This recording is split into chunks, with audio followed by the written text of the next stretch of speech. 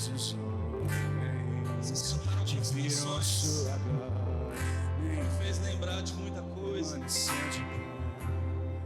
quando eu comecei a caminhar com Jesus, cerca de 10 anos atrás,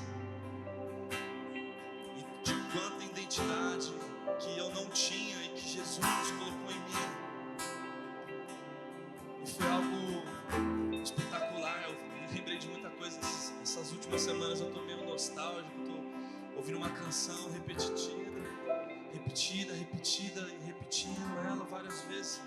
Uma música que falou muito com o meu coração. Essa também, essa daí é o proibidão da playlist. Quando a gente dá uma chapadinha, bota essa daí. E muito boa noite.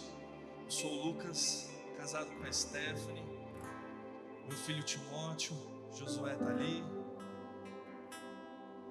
E é uma honra estar nessa casa, estar nesse lugar, com os amigos de Jesus e com os amigos que Jesus me apresentou. Pastor Saulo, Luiz Eduardo, Celindão, Jack Richard.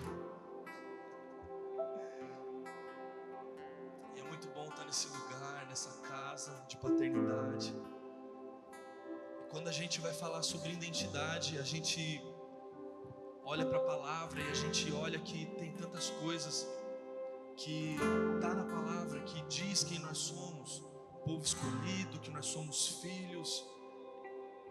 E quando a gente fala de identidade num aspecto não espiritual, num aspecto fora da igreja, a gente lembra eu estava conversando com o meu pastor, com o meu sogro, e eu falei, cara, eu lembrei de uma identidade que eu tirei em 2012, e logo nessa semana a minha mãe me mandou uma foto dessa identidade para mim. Eu olhei e falei, meu Deus, eu tinha cabelo ainda. E eu tinha, eu acho que 11 anos quando eu fiz o meu primeiro RG.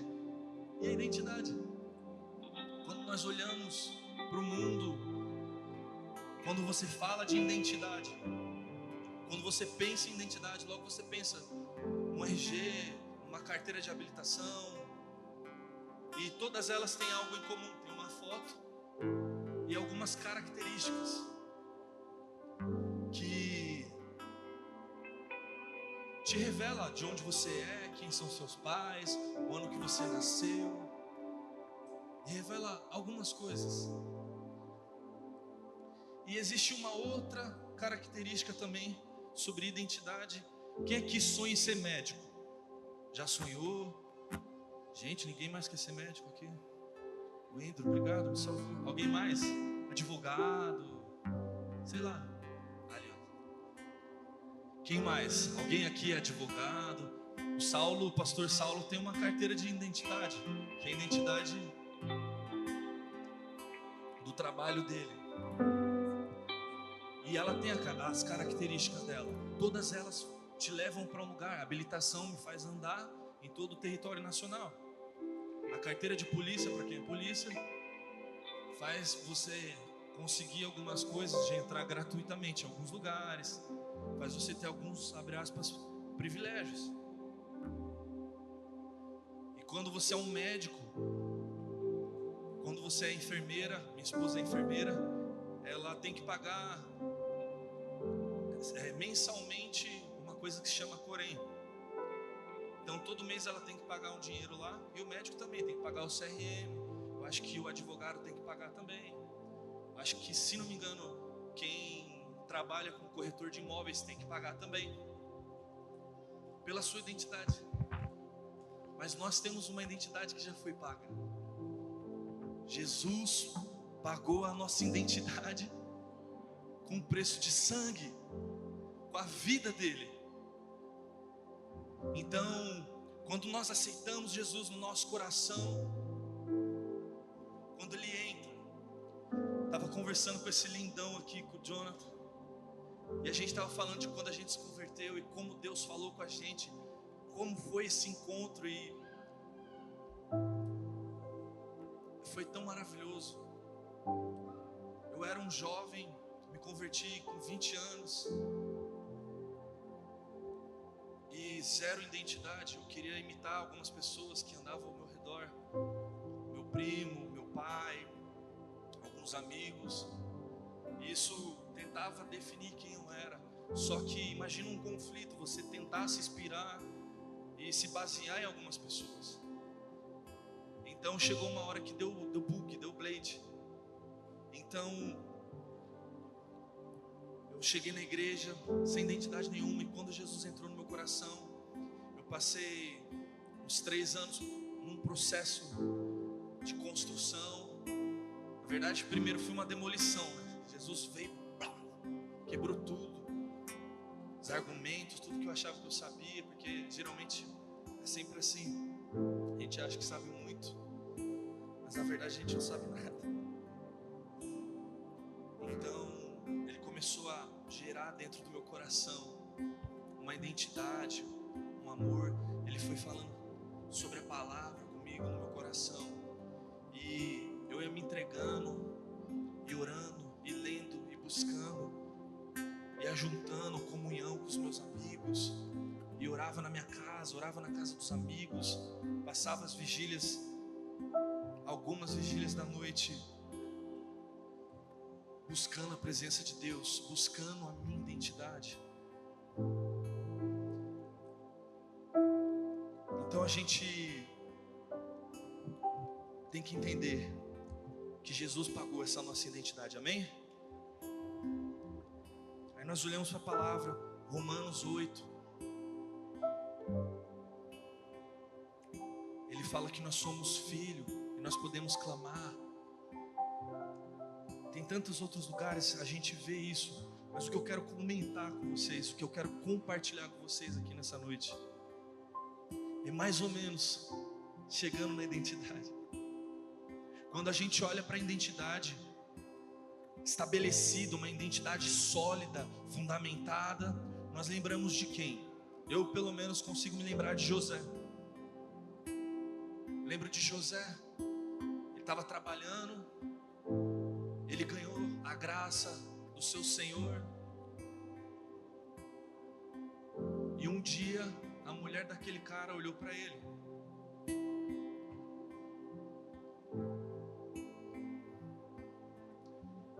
E apesar de não pensar no que as pessoas estavam pensando, de não se prostrar os ouvidos para ouvir o que as pessoas iam falar, ele chegou na casa e aquela mulher estava sozinha. E o que aconteceu? Todo mundo sabe o que aconteceu?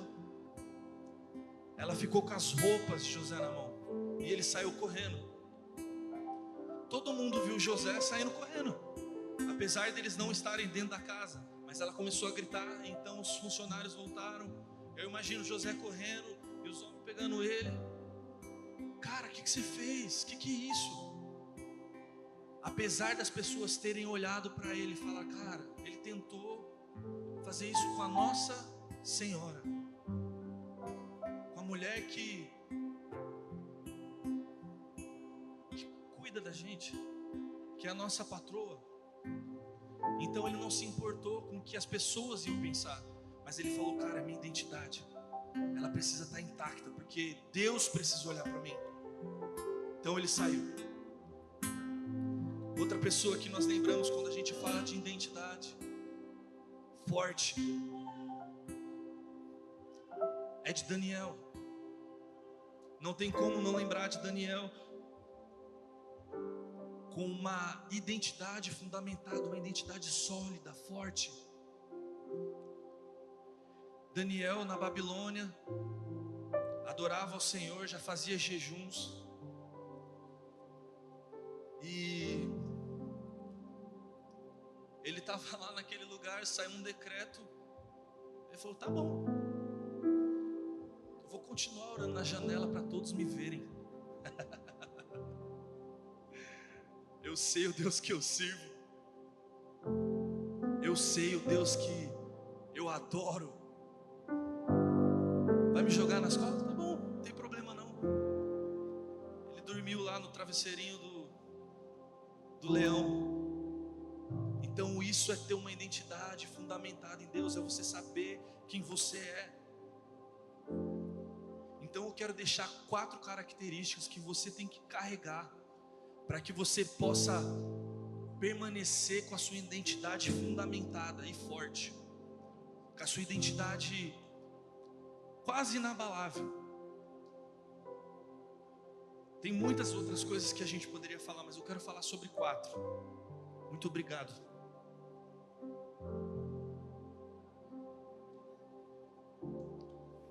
A primeira é a base de tudo.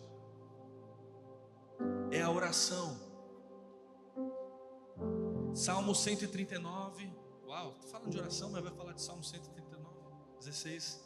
Diz assim, ó: os teus olhos me viram quando o meu corpo ainda era informe, e no teu livro todos os meus dias já estavam escritos.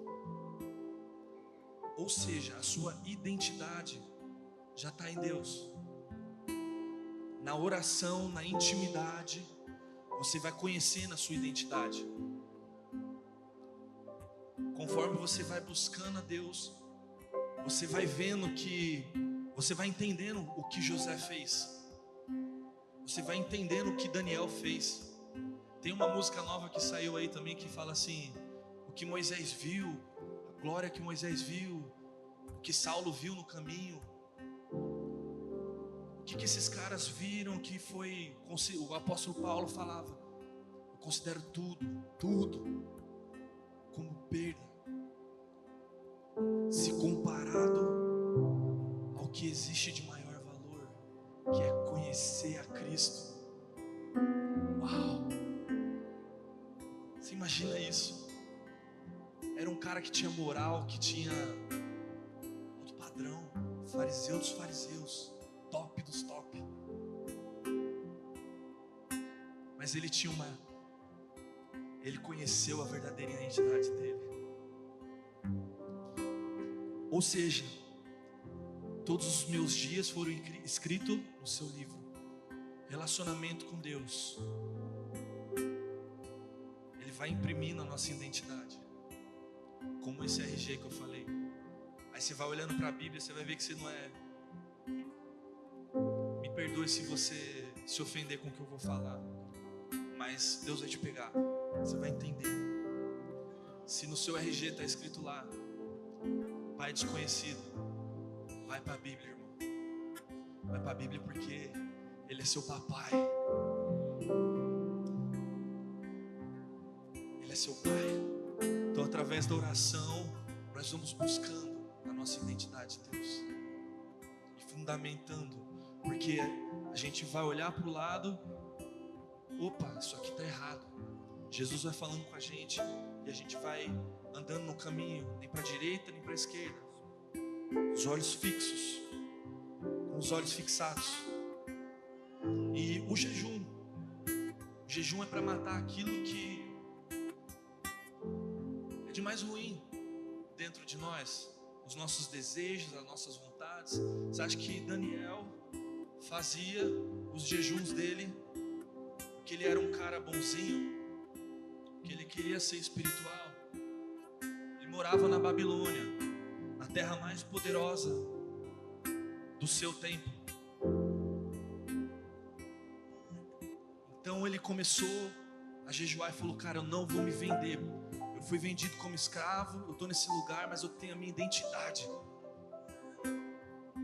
Eu sou da nação escolhida por Deus. Isso é muito forte. Então a primeira coisa é a oração e o jejum, para termos uma identidade fundamentada em Deus. A segunda coisa, vamos lá. A segunda coisa é o discipulado.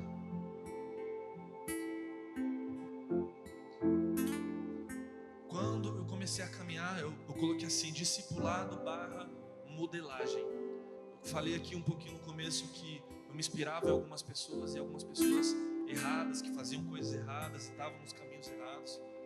Então eu acabava reproduzindo isso, mesmo que inconsciente.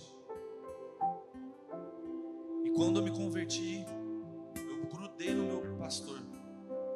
Comecei a caminhar com ele. Ia para casa de recuperação, tinha um pastor que morava lá. Comecei a andar com esses pastores, com essa galera. Tinha um amigo meu, um pastor também incrível. Grudei nele, ia trabalhar com ele. Nessa época eu estava sem trabalho, grudei nele, ele ia trabalhar, eu ia trabalhar junto com ele. Não recebia nada de graça, falando para Deus. E eu comecei a ser modelado, discipulado. A gente fazia viagens. Eu morava em Osasco, São Paulo, ia para Sorocaba toda semana. É uma cidade como se fosse para Resende. E todo mundo viu assim. Deixa. Como se fosse para Resende, toda semana eu sentava ali naquele caminhão, era 1 hora e meia, 2 horas. E às vezes a gente pegava muito engarrafamento. E ele me falava, cara, tem que orar, tem que ler a Bíblia, tem que adorar. Pegava o violãozinho, a gente adorava junto. Então isso foi me modelando, foi me discipulando. Em Colossenses, capítulo 3, o versículo 16 diz assim. Espera aí que eu abri no livro errado. Um pouquinho mais para frente. Espera aí, gente, desculpa. Essa Bíblia aqui é nova. Colossenses 3, está na tela? Diz assim, ó: que a palavra de Cristo habita em vós abundantemente, em toda sabedoria, ensinando-vos, corrigindo-vos uns aos outros, com salmos, hinos e cânticos espirituais, cantando ao Senhor com graça em vosso coração. E fazer sempre com amor, porque o amor é a liga que está ali, né? Tem uns versículos anteriores que falam sobre isso. Enfim. Então a palavra diz que nós temos que nos exortar com amor. A gente vai nos discipulando, aprendendo um com o outro. E isso vai moldando o nosso caráter. Acho que ontem ele falou, com quem você anda. O Danilo falou aqui ontem, o pastor Danilo. Ele falou, com quem você anda vai definir as suas atitudes. Peguei um trechinho da mensagem dele e ele falou sobre isso. Então a gente tem que caminhar com pessoas que vai moldar a nossa vida. Se a gente anda com pessoas que falam palavrão, a gente vai reproduzir. Que fuma, que faz coisas pior, daí para baixo, a gente vai reproduzir. Então a gente tem que ter quem nos discipule, quem nos molde, quem faça com que nós nos tornemos alguém melhor. E aqui tem boas referências nesse lugar. O pastor Saulo é um grande amigo, literalmente grande, né?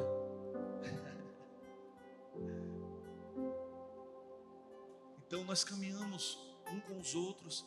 E cara, não tem como não caminhar com um cara como esses e ser a mesma pessoa. Não ter amor por Jesus, não ter paixão, temor, não tem como. Então a segunda coisa, discipulado / modelagem. A terceira coisa, uma coisa que eu amo muito. Esse tempo atrás Deus deu uma revelação, Luiz, muito forte sobre isso, que é a mesa.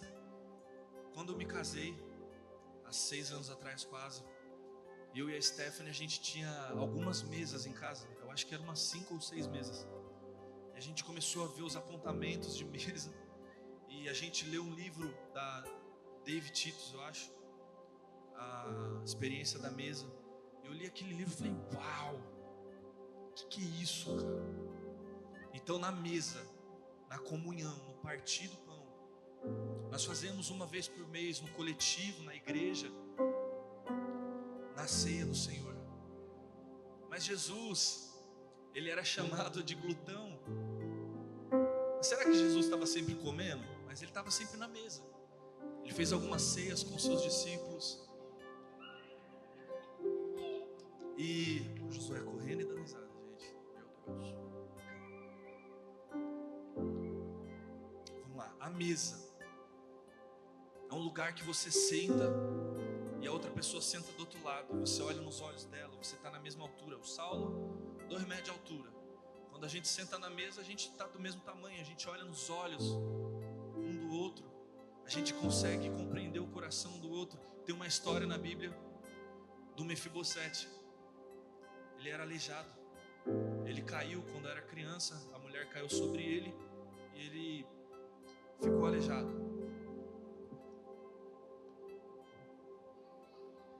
Só que Davi falou assim: será que existe alguém da casa de Saul que eu possa fazer bem?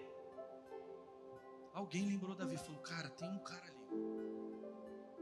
Sentou sobre a mesa com os príncipes.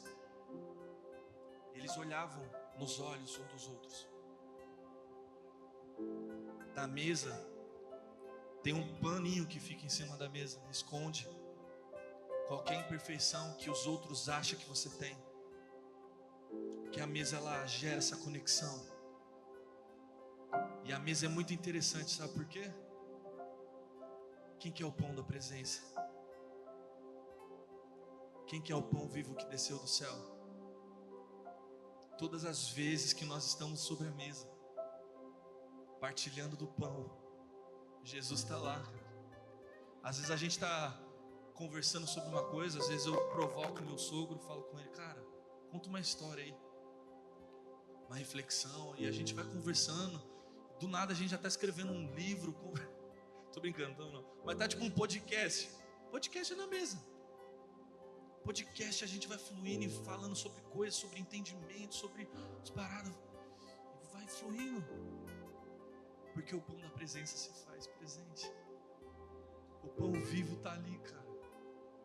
Então quando nós temos comunhão um com os outros, Jesus está ali. Ele está com a gente. É João 6,35 que fala isso.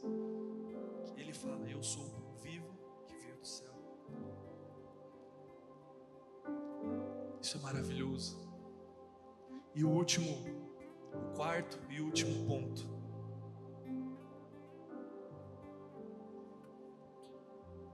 Esse mexeu muito comigo.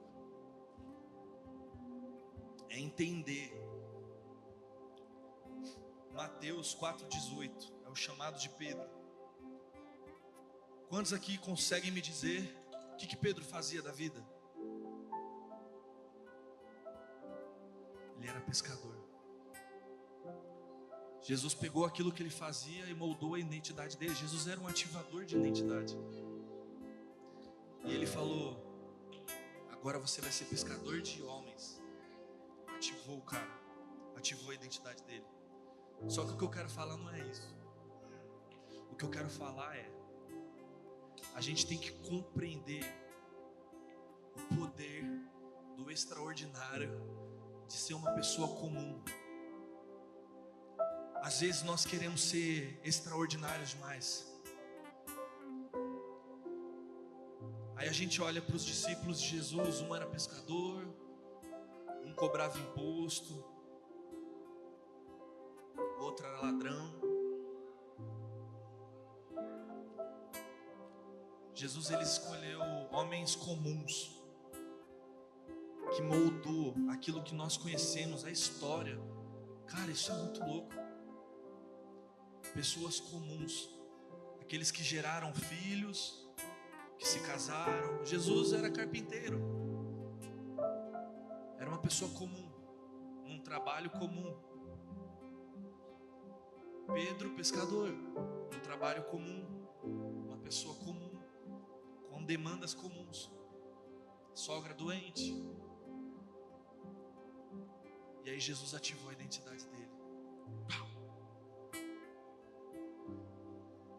Então nós temos que entender o poder do extraordinário de ser uma pessoa comum, porque são pessoas comuns que moldam o mundo. A gente olha o engenheiro, ele faz toda a estrutura, mas quem constrói Se ele errar no cálculo, o pedreiro faz certo, porque o cara já manja. O cara já sabe o que ele está construindo. Então nós temos que entender o poder de ser extraordinariamente comum. Eu queria que você fechasse os seus olhos.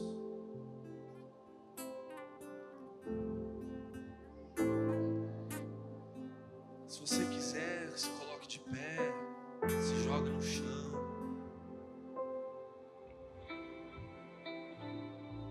Porque a partir disso, a partir disso que eu falei, se você anotou, lembre-se disso, desses pequenos conselhos,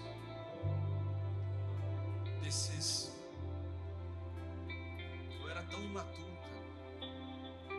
Hoje Deus tem falado tanto com a gente, tem colocado uma unção, sabe, de entender algumas coisas a mais sobre como criar os nossos filhos, como moldar a identidade deles,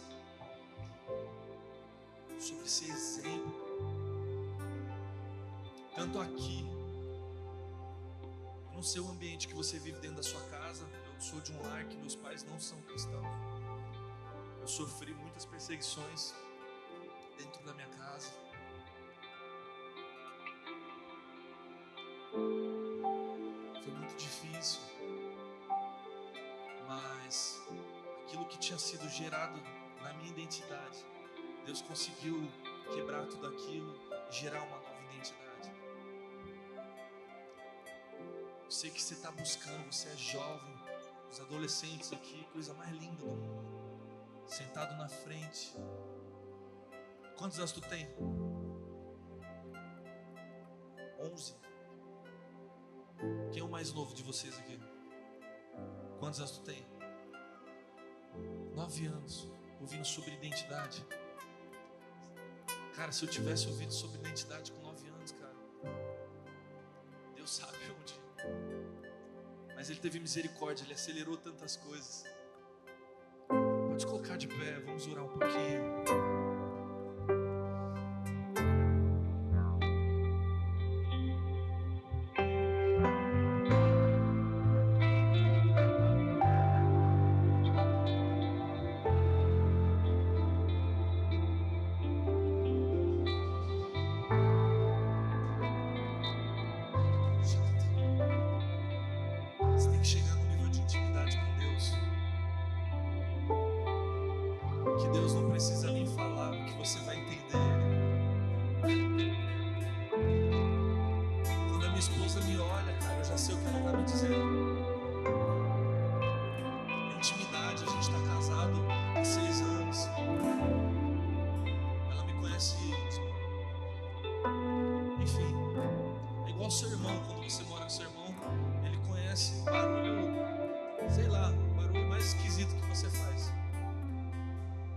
Seu irmão sabe. Então você tem que entender Deus, até mesmo quando Ele não fala.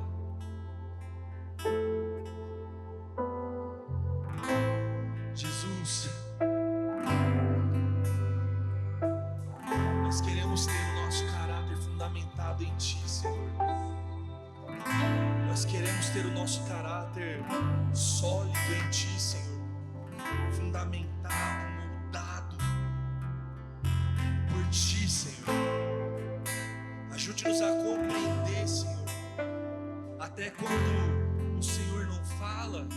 Às vezes nós achamos que é só fogo, terremoto, mas aí vem a brisa suave, e o Senhor está nesse lugar. Ajude-nos a entender, Senhor, a nossa identidade no Senhor. Por favor, Senhor, por favor.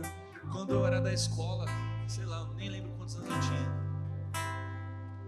acho que estava no primeiro ano,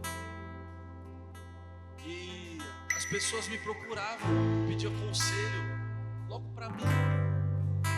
Eu já tinha uma unção pastoral sobre a minha vida e eu não sabia. Se eu tivesse sido instruído, eu já teria descoberto isso há muito tempo. Demorei muito tempo para descobrir isso. Às vezes a minha esposa, ela é um pouco mais tímida. Eu já sou falador pra caramba, gosto de trocar uma ideia. Aí às vezes a gente está na fila do mercado, a pessoa que está na nossa frente começa a conversar, aí do nada tá falando sobre a vida dela. A minha identidade me chama, sabe? A pessoa começa a contar histórias tristes. E ela fica super irritada, ela adora isso. A gente tem que entender os sinais que a vida nos dá. Para as pessoas me procurar, cara, eu preciso disso. Outro dia um amigo meu de muitos anos me ligou, estava com uma situação difícil, a gente já não se falava há muito tempo, e cara, preciso tomar uma decisão.